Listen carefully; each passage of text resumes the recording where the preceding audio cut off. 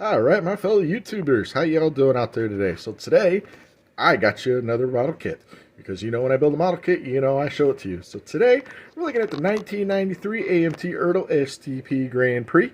And that's exactly what it is, an STP Grand Prix. So this is the Rick Wilson, if I can stop shaking the camera so much for you. There we go. This is the Rick Wilson number 44 STP Pontiac. The one after Richard Petty drove in 92. They changed the number to 44, 43 to 44. I only think the 44 was a couple years. I know this car didn't last too long. Alright, so first off, round two, you got to come back out with these old NASCAR kits because I love these. These things are cool. These are very, very cool. You know, you don't see these often enough. Alright, that's what I got for you, round two. Anyways, so, got you a minute into this video and you haven't seen the model yet. So let me move this box out of the way. That hit the floor. And let me show you a Rick Wilson Pontiac. So this thing's not going to win any awards. This is a good kit. Not my best work. Alright, so let me rewind you a little bit here. So you may have seen this if you've been following my channel. I started this guy about 2-3 years ago. For some reason I stopped. So when I took it out of the box recently, the whole roll cage was done, engine was all done up on it. The suspension needed a little bit of work, the body needed to be painted. So I went ahead and finished all up. Alright, you're wondering what colors I use for these great Petty colors. The Tamiya is, the blue is Tamiya light blue over white. The red, which is a lot brighter on in real life than it is on camera. This looks like super red. It is like Dayglow red on the thing. It's actually, to me, a fluorescent red. Now, I've noticed that the reds, when you see a picture of a Petty car, you know, the red is like just boom in your face, bright, shiny Dayglow.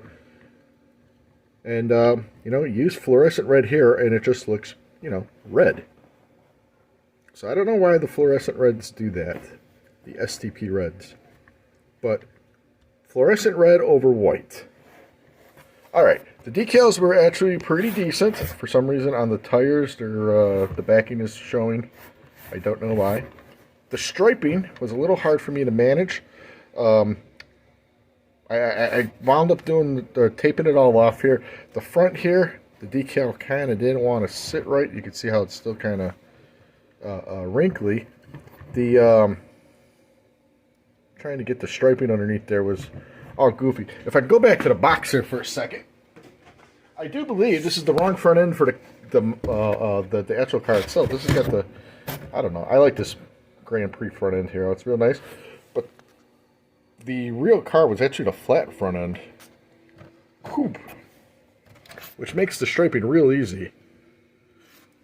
I hit the floor again. So, I just kind of worked with it. Hand painted the grill. As you can see, my hand painting is not the best.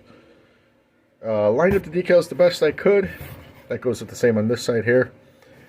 Problem was the red stripe went higher than the white and dark blue striping. I should mention the dark blue striping and the white were with the 44. So I just evened it up with the bottom there. And then I went ahead and hand painted in the light blue along the top there, which, as you can see, I do not have the steadiest hand in history. The back striping is supposed to be a lot lower. It's supposed to be through the bumper here, off to the sides. I totally effed that up.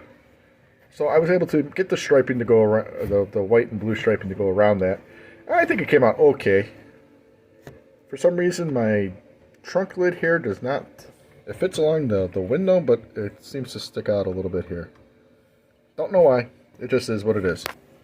Alright, interior, just basics, NASCAR interior. I probably used, because it's what I use on the old NASCARs, is the Rust-Oleum, like a light Rust-Oleum gray. Oh, there went the thing. That was probably what I used. Like I said, I love these kits, these AMT kits, or these AMT NASCAR kits. They're pretty sharp. Probably should have touched up the shock there. Like I said, everything's basically straightforward. The decals, like I said, were pretty good to work with. just for whatever reason around the front here, it just didn't really want to lay down. Oh, I should probably say, for some reason I lost the STP 76 decal right there. You know, I cut them up and I leave them off to the side so I could put them on, and then for whatever reason, that one disappeared. So we don't have a thing there. Alright. I didn't put the hoses in the back there. It's got the fuel hose on the AMT kit's really awesome. Didn't do it on this one. Also, I had to paint the striping back here to blue because every picture I could find, this stripe actually goes up to the airfoil. On this model kit, the decal did not. So I had to hand paint that in there. Alright, so that is my Rick Wilson 1993 STP Pontiac. So this goes great with any Richard Petty collection because it's STP Petty. So that's where it's going to go. It's going to go with my other Petty cars. Alright, everybody, I appreciate you watching. I appreciate you sticking through this. Don't forget, my videos always end with a slideshow. If I can remember what a slideshow is. It always ends with a slideshow.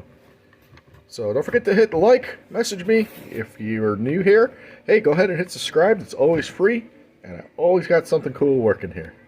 I should also mention when I was doing the fluorescent red, for some reason there were spots that it did not want to take.